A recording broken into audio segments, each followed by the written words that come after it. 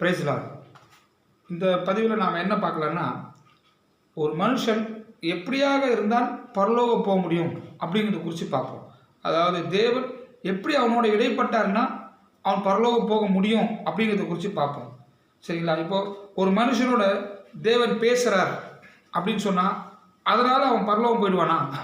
தேவனே அவன்கிட்ட பேசுகிறாரு, தேவன் பேசுகிறாரு அப்படிங்கிறதுனால அவன் பரலோகம் போயிடுவானா? இல்லை. ரெண்டாவது, ஒரு மனுஷனை தேவன் நடத்துகிறாரு அப்படின்னா அவன் தேவனால் நடத்தப்படுகிறான், உண்மையிலே தேவன் அவனை நடத்துகிறாரு அப்படிங்கிற அந்த காரியம் அவனோட கூட தேவன் இடைப்படுறாருன்னா, அப்படிப்பட்ட இடைப்படுதல் அவனோட இருக்குன்னா அவன் பரலோகம் போவானா அப்படி பார்த்தீங்கன்னா அதுவும் கிடையாது. அப்போது மூணாவதாக இன்னொன்று, ஒரு மனுஷரை தேவன் ஆளுகை செய்கிறார் அப்படிப்பட்ட சூழ்நிலையில், அப்படிப்பட்ட ஒரு பாக்கியத்தில் அவன் வாழ்கிறான்னு சொன்னால் அவன் பரலோகம் போவானான்னு கேட்டிங்கன்னா அவன் தான் பரலோகம் போவான். அவனால் மட்டும்தான் பரலோகம் போகக்கூடிய பாக்கியத்தை 100% தக்க வச்சுக்க முடியும்.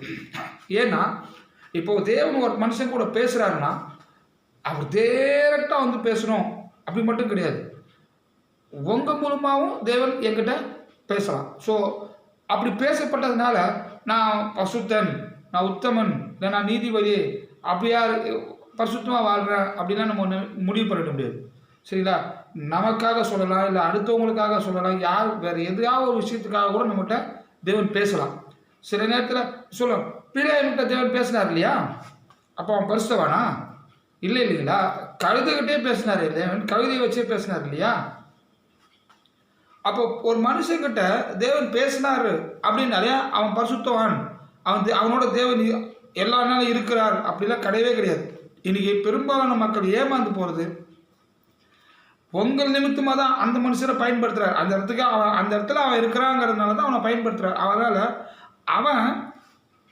அவர் தேவோட பேசுகிறாரு, தேவன் அவர் கூட பேசிட்டாருங்கிறதுனால அவர் ஒரு பரிசுத்தரோ, அவர் பரலோகம் போவாரோ அப்படிங்கிற நிச்சயம் கண்டிப்பாக கிடையாது.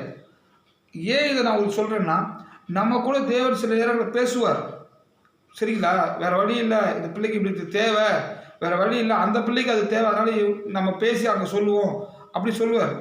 இல்லைன்னா வேறு வழி இல்லை, அந்த பிள்ளை மூலமாக உங்களுக்கு அறிவிக்கிறோம் அப்படின்னு சொல்லி தேவன் அங்கே பேசி நம்மக்கிட்ட பேச சொல்லுவார். அப்படி பேச சொல்கிறதுனால, தேவன் நம்மளோட பேசுறதுனால நமக்கு கண்டிப்பாக பரிசுத்தம் இருக்குது, பரலோகம் போகிறதுக்கான பாக்கியம் இருக்குன்னா கிடையாது. அதே மாதிரி தேவன் நம்மளை நடத்துறதுனால நம்ம பரலோகம் போகுமான்னு கேட்டிங்கன்னா அதுவும் கிடையாது. இப்போ நம்ம ஒரு கண்ணுக்கு தெரியாத ஒரு பாதையில் போகிறோம், இல்லை நம்ம இதுக்கு முன்னாடி போகாத பாதையில் போகிறோம். அப்போது கர்த்தாவே எனக்கு இந்த நேரத்தில் இறங்குங்களா ப்ளீஸ் அப்படி கேட்கும்போது, சரி வேறு வழி இல்லை, அந்த பையன் இறங்கிட்டான், அந்த பையன் கேட்குறான், அந்த பொண்ணு கேட்குது, அதனால் நான் அந்த பிள்ளையை நடத்துகிறேன் அப்படின்னு சொல்லிடலாம். அப்படி எக்ஸாமுக்கு படிக்கிறதுக்கு தெரியாத கொஸ்டினை நமக்கு புரிய வச்சு தெரிய வைக்கிறது இல்லைங்களா? அதே மாதிரி ஒரு கடன் தொல்லையில் இல்லை, இப்படி பல நேரங்களில் தேவன் நம்மளை நடத்துவார். இப்படி நடத்துறதுனால நம்ம பரிசுத்தமாக இருக்கோம், நம்ம ஒழுக்கமாக இருக்கோம், நம்ம உண்மையாக இருக்கிறோம், அதனால தான் நடத்துகிறாரு. ஆனால் கிடையாது. இந்த பிள்ளை அதனால் இப்படி நடத்தப்படுறதுனால அவன் பரிசுத்தமாக மாறுறதுக்கான ஒரு வாய்ப்பை ஏற்படுத்தி தருவோம். இந்த பிள்ளைகிட்ட பேசுறதுனால ஒரு பரிசுத்தமாக இருக்கிறதுக்கு ஒரு வாய்ப்பை ஏற்படுத்தி தருவோம் அப்படிங்கிறதுக்காக தான் இதெல்லாம் செய்கிறார். அல்லேலூயா. அப்போது தேவன் நம்ம கூட பேசுகிறாரு, தேவன் நம்மளை நடத்துகிறாரு, அதனால நம்ம பரலோகம் போடுவோம், அதனால நம்ம பரிசுத்தர், அதனால தான் நம்மளை நடத்துகிறார் அப்படிலாம் நினைக்கிறது தப்பு. சரிங்களா? இப்படி பலருக்குள்ள இப்படிப்பட்ட எண்ணங்கள்லாம் இருக்கிறதுனால தான் தாங்கள் செய்கிற தவறை உணராமல் இருக்காங்க. இதுதான் அதில் முக்கியம். இதுக்காக தான் நான் இப்போ உங்கள்கிட்ட பேச வந்திருக்கேன். ஸோ நம்ம செய்கிற தப்புகளை உணராமல் இருக்கிறதுக்கு மாம்சமே ஒரு திட்டத்தை போட்டு நம்ம கையில் கொடுத்துருச்சு. ஓகே, தேவனே உன்கிட்ட பேசுகிறாரு, தேவனே உன்னை நடத்துகிறார், அப்புறம் நீ என்ன குறைஞ்சாலும்? எத்தனை பேருக்குள்ள பெருமை வந்திருக்கு பார்த்தீங்களா? எத்தனை பேருக்குள்ள மேட்டிமை வருது? ஏன்? தேவன் என்கிட்ட பேசுகிறாருல்ல, தேவன் என்ன நடத்துகிறாரு பாரு, பர்டிகுலராக என்ன நடத்துகிறார் அப்படிலாம் பேசும்போது, அப்படிலாம் செயல்படும்போது மேட்டிமை பெருமையை வந்து அவன் பாவத்திலேருந்து முற்றிலுமாக விடுபடாமல், அதை விட்டு வெளியே வராமல், அதை ஒரு பக்கம் தக்க வச்சுக்கிட்டே அவன் அப்படியே கர்த்தருக்குள்ளே நடக்கிறேன், கர்த்தருக்குள்ளே வாழ்கிறேன்னு சொல்லி ஊழியம் பண்ணி கர்த்தருடைய வார்த்தைகளை சொல்கிறேன்னு சொல்லி பிரசங்கிச்சு மற்றவங்களுக்கு பல வரங்களே ஆக்டிவேட் கூட ஆகும். அதெல்லாம் செய்கிறதுனால வரங்கள்னால ஒரு மனுஷன் எங்கே போக முடியாது? பரலோகம் போக முடியாது. கனிகள் இருந்தால் தான் பரலோகம் போக முடியும். வரங்கள் ஒரு மனுஷனை பரலோகம் கூட்டு போகாது, கண்டிப்பாக கிடையாது. கனிகள் தான் பரலோகம் கூட்டு போகும். இதை குறித்து நான் ஏற்கனவே கூட பேசியிருப்பேன். ஸோ தேவன் நம்மளை நடத்துகிறார், தேவன் நம்ம கூட பேசுகிறாங்கிறதுனால கண்டிப்பாக நமக்கு பரலோகம் கிடைக்கும் அப்படிங்கிற நிச்சயம் 100% கிடையாது. சரிங்களா?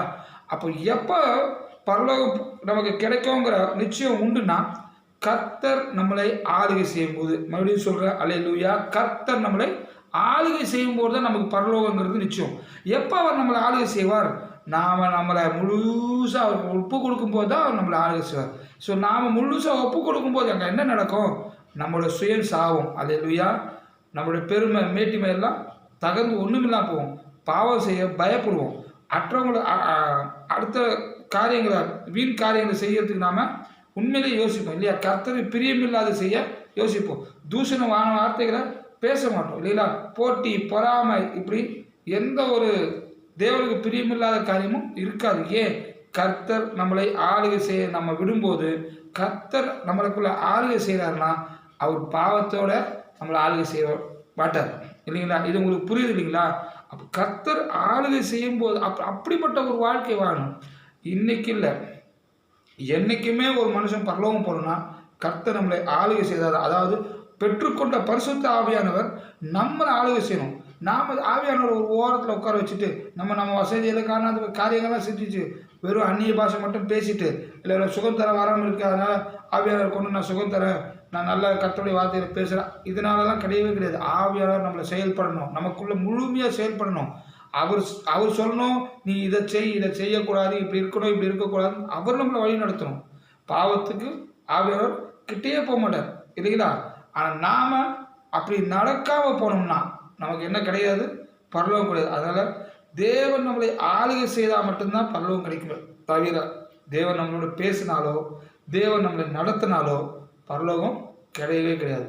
இதை உணர்ந்து கர்த்தர் நம்மளை ஆளுகை செய்ய நம்மளை ஒப்பு கொடுக்கணுமே தவிர, தயவு கூர்ந்து பெருமைக்கும் மேட்டுமைக்கும் கர்த்தர் என்கிட்ட பேசிட்டார், கர்த்தர் என்னை நடத்துகிறார் அப்படிங்கிற அந்த சிந்தனையில் வாழாதபடிக்கு தேவ பிள்ளைகள் ஒவ்வொருத்தரும் மனத்தாழ்மை உள்ளவர்களாய் கர்த்தரை இறுக பற்றிக் கொள்வோம். கர்த்தர் உங்களை ஆசீர்வதிப்பாராக. Praise the Lord.